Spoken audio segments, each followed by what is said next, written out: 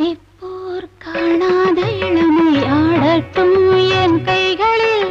சிந்தித்தேன் செந்தூர இதழ்களில் சிந்தித்தேன் பாய்கின்ற உறவை. கொஞ்சம் கொஞ்சத்தோ கண்ணுக்குள் என்னென்ன நளினம் காலத்தால் மூவாத உயர் தமிழ் சங்கத்தில்.